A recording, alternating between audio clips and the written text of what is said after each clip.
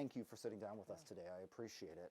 Let's talk for folks who haven't been paying as close attention as you obviously have. If everything went according to plan, tonight's game would be being played downtown. What happened? Well, according to plan, per the original agreement that the Wings signed with the City of Dallas in April of 24. Now, since that time, we have agreed to multiple one-year delays to the delivery of that building. We agreed to one shortly after signing the original agreement to make the convention center available for the International Broadcast Center for FIFA World Cup, which is kicking off. And then we subsequently agreed to a second delay more recently, punting from 27 to 28. So, full disclosure, 100% aligned with the city on those two delays. But yes, we were originally to be in that building as well as a practice facility in April of 2026. How has it been, having to agree to these delays at this point?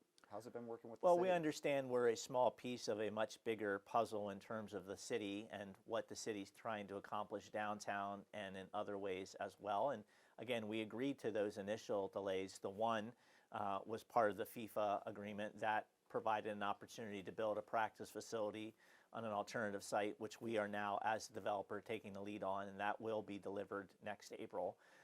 And then the second delay was related to further complications around the construction at the convention center site. As of today, we are scheduled to be in the fully renovated Dallas Memorial Auditorium by April of 28 in time for our 2028 season. How confident are you that you will be playing downtown in 2028? Until I'm told otherwise, my plan is we're going to be in a fully renovated Dallas Memorial Auditorium in April of 2028. If that's not going to be the case, then when you kind of step back and look, now we're 3+ years off of the original delivery date of a building. That has significant impact for us and our business. We signed an agreement and we started to plan financially and otherwise way back in 24 for 26. That became 27. That became 28. If it's going to be something other than 28, then that will require additional conversation with the city. Is there a point when you throw in the towel on moving downtown? No, we are as excited and as committed to downtown Dallas as we were the day we signed that agreement in April of 2024. We believe in the city leadership. We believe in the vision for what the convention center district can and will become. So we have not waned in that excitement. We would just like to have some clarity about when we're actually going to get there. How has communication been? Intermediate, I would say, and candidly, part of that is on the Wings. The last 6 months or so, really the focus has been getting a developer agreement signed to take over the construction of the practice facility. We absolutely had to do that to get started building that building to make sure we gave ourselves a chance to deliver it next April. We had thought we were going to have a building in April of 26. We planned and prepared accordingly. We pitched that to our players, our fans, our staff, and that did not happen. We have to do that for 27. If we miss again, that would be catastrophic to our business. So really, the last 6 months or so has been focused on let's get the developer agreement done. Let's take over the construction of the practice facility, which we did. We signed that agreement in April. We activated the site May 15th, so we're now 3-4 weeks into construction, and we are, as of today, on schedule to deliver that building in April of 27. And by the way, that building not only serves the Dallas Wings, that building will be a public asset with community benefit for the citizens of Dallas. And that, I think, in all of this is the silver lining, the positive. What initially was going to be a downtown Dallas only initiative for the Wings now has a secondary geographic benefit component in that far west Oak Cliff location with the practice facility. So we benefit the city and the citizens by playing downtown, and we benefit the citizens and the city by having our practice facility located in far west Oak Cliff, a practice facility that will allow the youth of the area to interact and experience what professional basketball is through camps and clinics, through open practices, and through the use of the facility in other ways. You talk about the delay in getting that practice facility. The Wings have had to take over the development of that facility. Is it because the city dropped the ball? We took over because we have to get it built. And, part of that process is we're going to commit probably around $27 million when all is said and done to the construction of that building. Part of that money is in the budget to expedite the timeline to get it built, money to pay for overtime labor and some other things to give us that opportunity to finish in April of 27. So when training camp comes around next year, it's time to bounce the basketball. That ball will be bouncing in the practice facility. We talked about this a little bit before we got started, but this idea of the Wings moving downtown is not just so that you guys can be downtown. Talk about the business impact, talk about the recruitment aspect of having this new facility. Well, I'll say first for the city, the convention center is going to be a transformative building when it opens. It's going to be a world-class venue, and it's going to be a tremendous economic driver for the city. It benefits the citizens, but really when you think convention center, right, you think about other people coming in to Dallas with all sorts of benefits associated with it. But for us, the Dallas Wings, playing at a renovated Dallas Memorial Auditorium, we really are a community asset. We as the owners of the team are the custodians of that asset, but we are benefiting the citizens of Dallas. We are providing entertainment and opportunity downtown by being down there. So we believe we're driving real benefit for the city citizens, and we're driving real economic benefit for the city because we're an anchor for 20 plus nights a year. For the team, what was appealing was to be a part of that overall redevelopment district vision, but also the economic advantages of playing in a renovated auditorium. Several thousand additional seats per night over the course of 20 plus games a year gives you a lot of extra inventory to sell. Our history shows us that we are able to sell tickets at a slightly higher average ticket price because we have different inventory options from hospitality and other things in a building downtown that we do not have here. And then the deal itself had some economic elements to it around revenue shares associated with parking, food and beverage, other ancillary revenue streams that make the economics of playing downtown much better for the team than they are here at College Park Center, which, by the way, has been a fantastic home for us for 11 years now. But the economics of our business and the demand for our product, we've outgrown 6,000 seats. We need to get to a bigger venue. You talk about how the focus of the team has been on the practice facility in the last 6 months and getting dirt turning there. The focus of the city has been on the Mavs and the Stars in a really big way in the last months, the last few weeks. What would be your message to city leadership now that both of those teams have made commitments in other places? Listen, I understand. You're talking about an NBA franchise, an NHL franchise. They're tremendous, again, just like us, assets for the city and the citizens of Dallas, and they drive tremendous economic advantage for the city. So rightly so, a lot of time and effort were spent on those initiatives. I just want everyone to remember that the Dallas Wings made a contractual commitment to be downtown over 2 years ago, and we remain excited about being downtown. We just want to get some clarity of when that's going to actually happen. So you're essentially saying, hey, we're still committed here. We still want to be here. Help us make it happen. Absolutely. We're 100% committed. We just need to understand the timeline. The business cycle for a professional sports team is long. When you think about selling tickets, for example, we will start renewing our season tickets for next year, next month. When you talk about corporate partnerships, those are deals that get done. They take a long time to get done, and when they're signed, they're for multiple years. So not having clarity around where we're going to play our games makes it really hard to impact our business in a positive way and continue to grow our business. It sounds like you're saying we've been told 28, but we have not seen progress in the way we need to make 28 happen. I continue to believe, because I continue to be told, that it will be 28.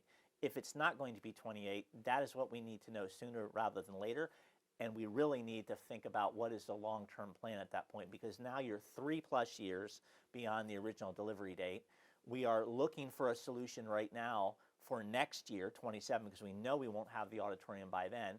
We are in advanced discussions with American Airlines Center to solve for those issues, but that building isn't a long-term solution for us for a multitude of reasons. Why? Yeah, explain to folks, especially if the Mavs and Stars have moved out, why not the AAC? American Airlines Center is a fantastic venue, as we all know. It's a world-class building.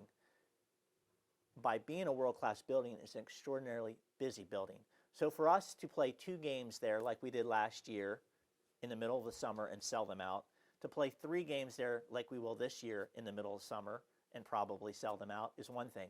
But to play an entire season is a completely different thing. Our season starts in the spring, it ends in the fall. Therefore, the front end of our season and the back end of our season overlap with NBA and NHL. Now you're the third or fourth option in terms of the scheduling priority. So you don't get optimal dates, which impact your ability to generate revenue. Number 2, the Mavericks and the American Airlines Center have been great in terms of accommodating us on one-offs in terms of, hey, the Mavericks, they'll let us use their locker room. Hey, the arena will give us use of this room or that room for whatever we need it for. When you're talking about an entire season, again, overlapping on both ends with NHL and NBA, that reality doesn't exist. Right now, there is no Dallas Wings locker room at American Airlines Center, and that building and that management team has done a fantastic job of maximizing every inch of that building. But that means it's hard to find space that we can convert to our own that meets the standard and the expectation of our world-class athletes. Number 3, we don't have any of those economic factors that I talked about like we have in our Dallas Memorial Auditorium agreement. So our ability to generate revenue will be different there as well. So, but I think ultimately at the end of the day, the reason the auditorium made a lot of sense to us, we were going to be the primary tenant. It was going to be, even though we would not own the building, even though the other things would be in the building, we would be the anchor tenant. It would feel anyway, like the Dallas Wings building for us, for our players, and for our fans. And I think our players and our fans deserve that. And I'm not sure, no matter how accommodating American Airlines Center can be, and they have been tremendous, I want to make that point explicit, I don't know if we can achieve that there. It won't feel like home no matter what. It won't feel like home no matter what, and rightly so. They're a very busy building.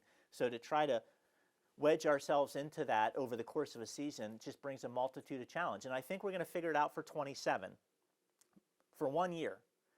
But if you're thinking beyond 27, that is a whole different kind of conversation that we would have to sit down and have. Would you think about it for, I guess the question that is maybe years down the line and gets to your point of we're already 3 years past the delivery date for the auditorium. When the NHL, when the NBA move out of that space, would the Wings consider moving into an empty AAC? Well, as far as I understand, both of those teams are committed to the building until 2031. Yeah. My hope, my expectation is we will be playing in Dallas Memorial Auditorium long before that date occurs. I'm going to check my notes and see what else I have on this list to ask you. What else do you want folks to know and to understand about this? Yeah, I think it's important to be fair and fully transparent. We 100% agreed to the first 2 delays. So I am not sitting here saying, woe is the Wings, or woe are the Wings, because we're not in our building yet. Because we agreed, we've signed documents that push the delivery date. The concern is, where are we with 28? And if 28 is in jeopardy, when are we going to have the conversation about that, and what does the long term look like? Because then holistically, even though we've agreed to these first 2-year delays, when you step back and look at it, now you're 3 years plus beyond the original delivery date. And again, there's a lot of impact for our business, our team, in a multitude of ways. Not to mention, regardless of how this plays out now, my fans are going to move from one building to another building to a third building. That's a lot to ask of your fan base to do. We'll figure it out. We'll do it. Fortunately, our business is stronger than ever, and I think that's probably also an important message for those that are questioning, okay, great, we get the Wings, but we've lost an NBA team and an NHL team. I get the optics of that. But if you do a little digging, you'll realize the WNBA is a little bit further along than most people may believe in terms of we're averaging over 1 million average viewers on national broadcast. Our local broadcasts are up 411% across a 6.3 million household network and 12 markets in Texas. Just in the last 2 months, we've sold merchandise in 27 different countries and all 50 states. We played in 99% capacity here. We set a record at the time last year for the largest attended women's sports event in the history of the state of Texas at American Airlines Center last summer. So I could go on and on and on.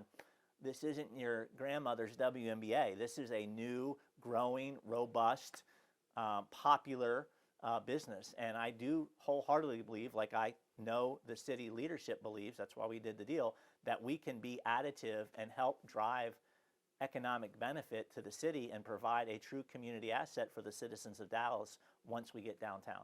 Last question for you, sir, and don't take this the wrong way, because I appreciate you sitting down and interviewing with me and talking through all of this, because I know our viewers and our audience cares about it too. But if you have questions about, are we going to be on track for 28, why not pick up the phone and call the city manager? We've done that, and I will tell you, we now have a meeting scheduled for the end of June. Again, there's been a lot going on in the city of Dallas recently, and rightly so. We weren't at the top of that priority list, which I understand.